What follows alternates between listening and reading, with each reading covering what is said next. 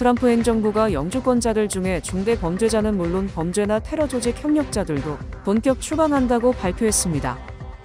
트럼프 행정부가 지난 19일 뉴욕 맨해튼에서 이민 단속요원이 총격을 받고 부상을 입음에 따라 연방 요원들을 대폭 추가 투입하기로 했습니다. 올 가을 학기부터 뉴욕 시내 40개 학교에서 무료 방과 후 프로그램이 확대됩니다. 롱아일랜드 나소 카운티가 최근 급증한 광견병 사례에 대응해 공중보건 위기경보를 발령했습니다. 모두가 누릴 수 있는 권리, 바로 아름다움입니다. 키스는 누구나 더 쉽고 당당하게 자신의 아름다움을 즐길 수 있는 세상을 꿈꿉니다. 키스는 우리 모두의 미래가 더 아름답게 빛날 수 있도록 최선을 다할 것입니다. 당신의 아름다움의 모든 순간, 키스가 함께합니다.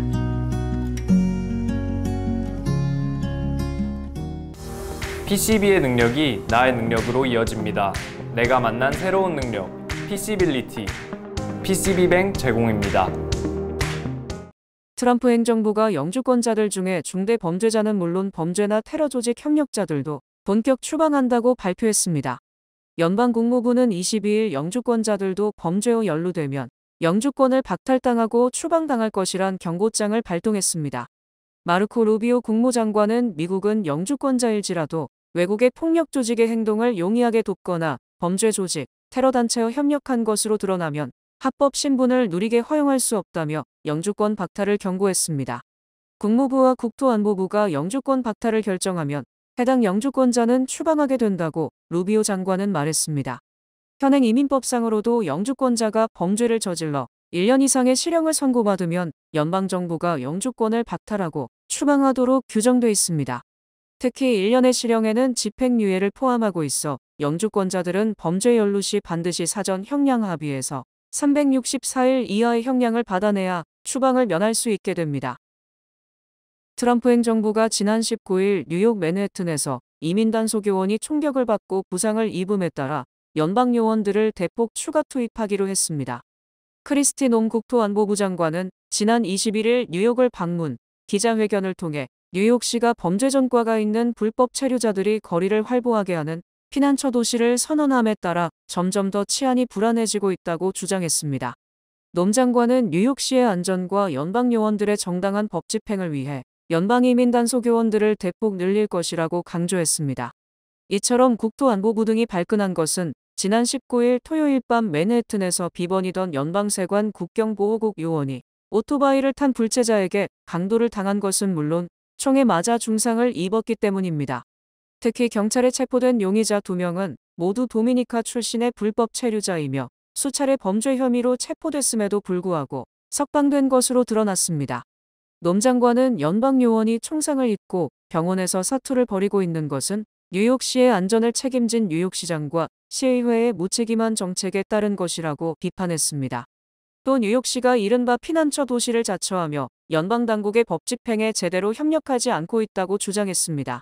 이에 대해 에릭 아담스 뉴욕시장은 나는 연방이민 당국에 협력하고 싶지만 시의회가 이를 허용하지 않고 있다. 내가 피난처 도시를 제정한 것이 아니며 이미 제정된 규정을 이행하는 것이라고 말했습니다. 아담스 시장의 이 같은 발언은 자신의 형사범죄를 사면해준 트럼프 대통령에게 은혜를 갚기 위해 불체자 체포에 적극 협조하고 싶다는 속마음을 그대로 드러낸 것입니다. 올 가을 학기부터 뉴욕 시내 40개 학교에서 무료 방과 후 프로그램이 확대됩니다. 에릭 아담스 뉴욕시장은 22일 기자회견을 열고 오는 9월부터 뉴욕시 내 5개 보로에서 40개 학교가 1차적으로 보편적 방과 후 프로그램을 학생들에게 무료로 제공된다고 발표했습니다. 이로써 유치원생부터 5학년 학생까지 5,000명이 올 가을 학기부터 무료 방과 후 프로그램을 이용할 수 있게 됐습니다. 40개의 프로그램을 운영하게 될 뉴욕시 공립학교 37곳과 차터스쿨 3곳은 해당 지역의 경제적 필요와 서비스 격차를 바탕으로 선정됐다고 아담스 시장은 설명했습니다. 지역별로 브롱스의 14개, 브루클린 10개, 퀸즈 12개, 맨해튼과 스태튼 아일랜드는 각각 2개의 학교가 선정됐습니다. 아담스 시장은 지난 4월 향후 3년 동안 총 7억 5,500만 달러를 투입해 보편적 방과 후 프로그램을 확대하겠다고 발표한 바 있습니다. 궁극적으로 유치원생부터 8학년 학생까지 총 18만 4천 명 학생들이 스포츠, 예술, 로봇공학, 현장학습 등의 방과 후 프로그램에 참여할 수 있게 될 것이라고 설명했습니다. 롱아일랜드 나소 카운티가 최근 급증한 광견병 사례에 대응해 공중보건 위기경보를 발령했습니다. 22일 나소 카운티 보건국은 작년 7월 이후 너구리와 들고양이 등 야생 및 유기 동물 25마리에서 광견병이 확인됐다고 밝혔습니다. 이는 2016년 이후 사실상 박멸된 것으로 간주되던 광견병이 다시 퍼지고 있음을 의미합니다.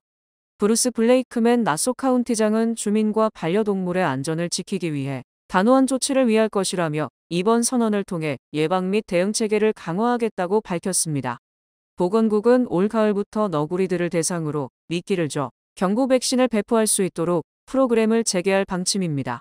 또 주민들에게는 야생동물과의 접촉을 피하고 반려동물의 백신 접종을 철저히 할 것을 권고했습니다. 광견병은 감염된 동물의 침, 긁힘, 물림 등을 통해 사람과 동물에게 전염될 수 있으며 노출 시 즉각적인 치료가 필요합니다. 현재까지 나소 카운티에서는 인간 감염 사례는 보고되지 않았습니다. 뉴욕 한인회가 광복 80주년 자유와 독립의 가치를 주제로 미술작품 공모전을 개최합니다. 이번 공모전은 광복 80주년을 맞아 광복의 역사적 의미를 현대적으로 재조명하고 차세대 및 다양한 커뮤니티의 참여를 통해 독립의 가치와 문화적 정체성을 함께 나누는 계기를 마련하기 위해 기획됐습니다. 공모 분야는 회화와 조각, 사진, 디지털 아트, 미디어 아트 등 제한이 없습니다. 공모 기간은 7월 21일부터 8월 10일로 온 오프라인에서 동시 접수합니다. 접수 시 간단한 작품 설명이 요구됩니다. 수상작은 8월 13일 뉴욕 한인회 공식 홈페이지 및 SNS를 통해 발표되며 수상작은 광복절 기념 특별 전시를 통해 일반에 공개됩니다. 미국이 일본에 당초 부과됐던 25% 관세를 15%로 인하하고 특히 자동차 관세를 12.5%로 당초의 절반으로 줄이기로 함에 따라 현대기아차 등 다른 외국차들의 타격이 예상됩니다. 트럼프 대통령은 22일 일본과 무역 협상을 완료했으며 미국이 일본산 제품에 대해 부과하는 상호관세는 15%라고 밝혔습니다. 당초 트럼프 대통령은 일본에 25% 관세를 부과했기 때문에 이번 협상으로 10%포인트가 낮아진 것입니다. 트럼프 대통령은 트루스 소셜을 통해 우리는 방금 일본과 대규모 합의를 마쳤다. 아마도 지금까지의 협의 중 최대 규모일 것이라고 강조했습니다. 또 일본은 나의 요청에 따라 미국에 5,500억 달러를 투자하기로 했으며 이중 투자 수익의 90%를 미국이 받게 되며 수십만 개의 일자리가 창출될 것이라고 말했습니다. 특히 아마도 가장 중요한 것은 일본의 미국의 자동차와 트럭, 쌀과 일부 농산물 분야에서 시장을 개방하기로 했다고 강조, 향후 미국차의 일본 수출이 다소 활기를 띨 것으로 예상됩니다. 그동안 트럼프 대통령은 일본만 생각하면 자동차가 떠오른다고 할 정도로 일본차의 미국 장악을 극도로 경계했던 만큼 결국 일본은 트럼프 대통령이 가장 원하는 자동차 시장을 개방한 것입니다. 또 미국 정부는 일본의 자동차 시장 개방에 대한 반대급부로 수입차에 부과하는 25%의 관세를 일본차에 대해서는 12.5%로 인하해 주기로 했습니다. 미성년자 성추행범 제프리 앱스타인의 문서 공개를 둘러싸고 여야 간 대립이 격화되자 연방 하원 다수당인 공화당이 아예 의원들이 모이지 못하도록 여름 휴회를 앞당겨 버렸습니다. 마이크 존스 연방 하원 의장은 오늘부터 조기에 하원이 여름 휴회에 들어간다고 밝혔으며 이에 따라 오늘부터 의회 입법 활동은 전면 중단되며 9월 노동절 연휴가 끝난 뒤 다시 개회할 것으로 전망됩니다. 존슨 의장이 여름 휴회 시기를 앞당김에 따라 불법 이민자 처벌 강화, 수자원 인프라 인허가 간소화, 바이든 행정부 시절 제정된 각종 규제의 철폐 등 공화당이 야심차게 추진하던 법안도 상당 기간 미뤄지게 됐습니다. 하지만 존슨 의장이 이 같은 법안 처리 지연을 감수하면서 조기에 휴회에 들어간 것은 제프리 앱스타인의 문서 공개와 이 사건의 여파가 트럼프 행정부로 번지는 것을 막겠다는 의도로 풀이됩니다. 즉 제프리 앱스타인이 작성한 성접대 고객 리스트에 트럼프 대통령이 포함돼 있다는 의혹 등을 막기 위한 것으로 민주당에서 이 리스트 등 모든 수사 서류를 공개하라고 요구하자 아예 의회를 휴회, 의원들의 회의를 막아버린 것입니다. 이처럼 공화당 측이 앱스타인 문건 공개를 막기 위해 초강경 조치를 취함에 따라 트럼프 대통령 등에 대한 의혹은 점점 더 커져가고 있습니다. 공화당 소속이지만 지도부에 종종 반기를 들었던 토미스 매시 의원은 많은 사람들이 하원이 5주간 휴회하면 앱스타인 문제에 대한 압박이 사라질 것이라고 생각하지만 나는 그렇지 않을 것으로 본다고 주장. 9월 회의에서 민주당 측에 동조할 뜻임을 시사했습니다. 또 하킴 제프리스 하원 민주당원 내 대표는 공화당은 진실에서 도망치고 있다.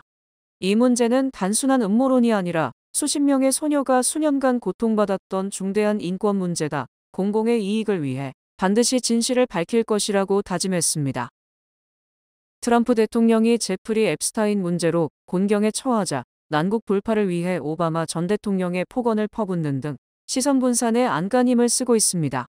트럼프 대통령은 22일 백악관에서 열린 페르디난도 마르코스 필리핀 대통령과의 정상회담에서 앱스타인에 대한 질문이 나오자 답변을 않고 갑자기 오바마 전 대통령에게 화살을 돌렸습니다. 트럼프 대통령은 갱단의 두목은 오바마 전 대통령이다. 그는 유죄이며 이것은 반역죄이다.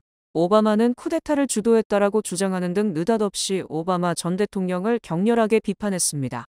트럼프 대통령은 이 같은 발언은 2016년 대선 때 트럼프 대선 캠프가 러시아 측을 미국 대선에 끌어들였다는 이른바 러시아 게이트를 오바마 전 대통령이 조작했다는 주장으로 알려졌습니다. 트럼프 대통령은 이제 시작할 때다. 그들을 뒤쫓아야 할 때라며 오바마 전 대통령에 대한 수사를 촉구하기도 했습니다. 트럼프 대통령은 또 지난 21일 오바마 전 대통령이 연방 요원들에게 체포되는 장면이 담긴 조작된 허위 동영상을 트루스 소셜에 퍼나른 것으로 드러났습니다. 이 동영상은 생성형 인공지능으로 만든 80여 초 분량의 가짜 동영상으로 오바마 전 대통령이 트럼프 대통령과 나란히 백악관 집무실에 앉아 있다가 연방 요원에게 체포되는 것으로 조작돼 있습니다. 이에 앞서 털시 게버드 국가정보국장은 지난 18일 오바마 행정부 인사들이 러시아가 미 대선에 개입한 것처럼 보이게 하기 위해 정보를 조작했다며 관련 문서를 공개했습니다. 이에 대해 오바마 전 대통령 측은 트럼프 대통령의 괴상한 의혹 제기는 관심을 분산시키려는 헛수고이며 어처구니가 없는 주장이다. 트럼프 대통령 일기 집권 때 조사에서도 러시아 측이 미 대선에 개입하려 했으나 성공하지 못했다는 결론이 났다고 반박했습니다. 트럼프 대통령이 지난해 대선 당시 민주당에 유리한 보도를 했다는 이유로 CBS의 소송을 제기, 거액 합의금을 받아내면서 또 다시 주류 언론들에게 자신을 공격하지 말라고 노골적으로 위협했습니다. 트럼프 대통령은 22일 트루스 소셜의 브레이킹 뉴스라며 우리는 방금 60미니, CBS, 파라마운트와의 역사적 소송에서 거대한 승리를 쟁취했다고 주장했습니다. 트럼프 대통령은 CBS와 그 회사 소유주는 미국을 속였다는 것을 알고 있었으며 애타게 합의를 원했다. 파라마운트와 CBS, 60미닛은 오늘 1,600만 달러를 합의금으로 지급했다고 밝혔습니다. 또 우리는 새 CBS의 주인으로부터 광고와 공익광고, 유사한 방송 편성 등 2천만 달러어치를 광고 시간 등 현물로 받게 된다. 우리는 모두 3,600만 달러 이상 받게 되는 것이라고 강조했습니다. 트럼프 대통령은 이는 가짜뉴스 매체에 대한 지속적인 승리의 또 다른 사례이며 우리는 그들이 저지른 광범위한 사기와 기만에 대해 책임을 묻고 있다며 다른 언론사에 대해서도 칼날을 세웠습니다. 특히 월스트리트저널, 뉴욕타임스, 워싱턴 포스트, MSNBC, CNN 등 5개 언론사를 구체적으로 꼽으면서 모든 주류 언론의 거짓말쟁이들은 미국 국민을 속이던 그들의 시대는 끝났다는 경고장을 이미 받았다고 말했습니다. 미국 자동차 업체 제너럴 모터스가 한국 내 GM 공장이 매우 효율적이라며 트럼프 대통령의 관세 부과에도 불구하고 계속 한국에서 차를 생산, 미국에 들여올 것이라고 밝혔습니다. 메리바라 제너럴 모터스 최고 경영자는 어제 2분기 실적 발표에서 한국 조립 공장이 매우 효율적이라며 한국 공장에서 생산하는 쉐보레의 트렉스, 트레일 블레이저, 뷰익의 엔비스타, 앙코르 GX 등을 계속 미국으로 수출할 것이라고 말했습니다. 바라 최고 경영자는 제너럴 모터스의 가격 할인 등 딜러에 대한 인센티브가 평균보다 낮아서 고가형 모델에서 발생한 이익으로 저가형 수입차에서 발생하는 관세 비용을 분산 흡수할 수 있다고 설명했습니다. 바라 최고 경영자의 이 같은 발언은 관세로 인한 경영상 타격에도 불구하고 한국 공장이 매우 효율적이고 생산성이 높기 때문에 관세를 부담하더라도 계속 한국에서 생산할 것임을 분명히 한 것입니다. 제너럴 모터스는 대우자동차 일부를 인수했으며 인천 부평과 경남 창원, 충남 보령 등의 사업장을 두고 있습니다. 바라 최고 경영자가 한국 공장의 생산성을 매우라는 최고 수식어를 2번이나 반복하면서 칭찬함으로써 한국 스타일의 생산 방식이 세계 최고임이 다시 한번 입증됐습니다. 제너럴 모터스는 관세 부담 등으로 2분기 순이익이 18억 9,500만 달러에 그쳤으며 전년 동기보다 35.4% 줄었습니다. 트럼프발 관세 폭탄으로 안전자산으로 인식되던 달러화 가치는 약화된 반면 반대로 유로화 가치가 치솟으면서 미국인들이 환율 등에서 큰 손해를 보고 있습니다. 뉴욕타임스는 올해 들어 유로화 가치가 11% 이상 상승, 1유로의 가치가 1.18달러까지 올랐으며 이는 최근 4년 내 가장 높은 수준이라고 보도했습니다. 또 유로화뿐만 아니라 일본 엔화, 영국 파운드화, 캐나다 달러화, 한국 원화 등의 가치도 달러에 비해 크게 상승했습니다. 원달러 환율 역시 1,480원까지 치솟았다가 최근에는 1,375원을 기록하는데 크게 하락한 상황입니다. 이처럼 유로화의 강세에 대해 유럽중앙은행도 글로벌 유로의 순간이 왔다고 선언하고 유럽 국가들이 유로의 위상을 이번 기회에 확실히 정립하기 위해서는 공동 대응이 필요하다고 주장했습니다. 유럽중앙은행은 국제질서의 심오한 변화를 지켜보고 있다. 그 사례 중 하나가 바로 국제금융시장에서의 달러의 지배적 역할이 불확실해졌다는 것이라고 지적했습니다. 유로화에 대한 달러화 가치는 지난 2022년 7월 채 1달러에도 미치지 못했던 것을 감안하면 현재 1.18달러는 미국인들에게 너무나 큰 부담이 되는 것입니다. 유로화 약세로 미국인들은 너나 없이 유럽 여행에 나섰지만 이제는 환율 폭등으로 유럽 기피 현상까지 나타나고 있습니다. 하지만 반대로 유로화 가치가 오르면서 유럽연합의 수출 상품 가격이 상승한 반면 상대적으로 미국 수출 상품 가격은 하락, 미국 수출이 유리하게 됐습니다. 뉴뱅크와 함께 꿈의 집을 마련하세요. 빠른 승인, 맞춤형 서비스, 전문가 상담, 지역 전문성, 경쟁력 있는 이자율. 뉴뱅크가 주택 소유를 쉽고 간편하게 모든 단계에서 도움을 드립니다. 지금 바로 가까운 뉴뱅크 지점을 방문해서 홈모기지 대출 상품에 대해 문의하세요. 뉴뱅크 제공입니다.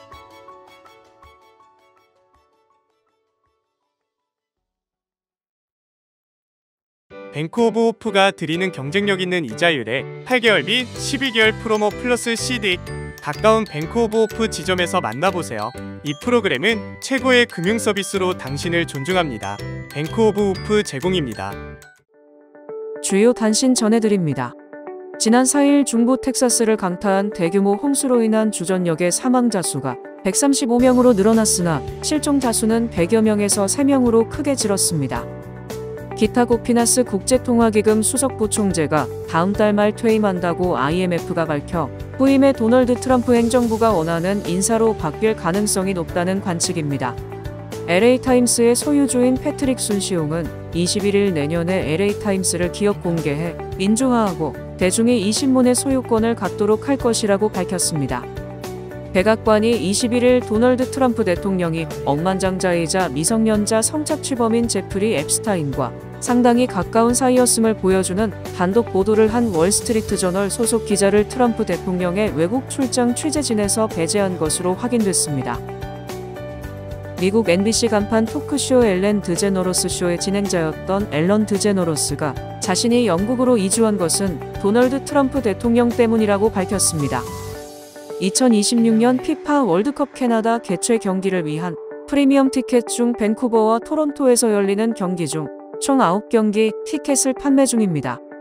세계 지도정보 전문 매체 월드아틀라스는 미 전역의 패스트푸드 체인들을 대상으로 대표 메뉴를 비교한 보고서를 발표한 결과 영양학적으로 가장 해로운 체인 1위에 웬디스가 꼽혔습니다.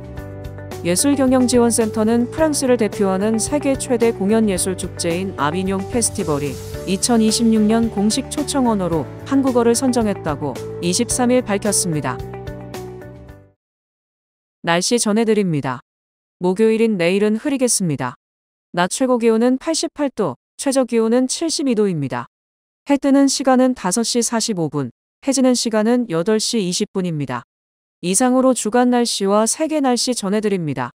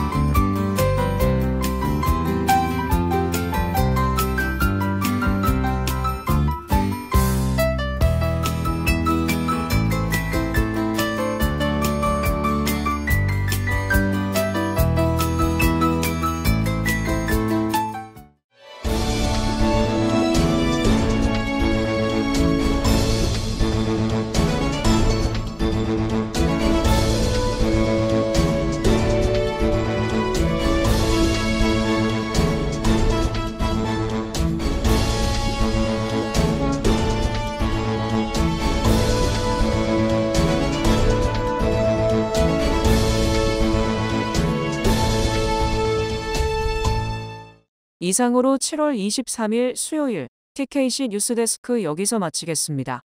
시청해주신 여러분 고맙습니다.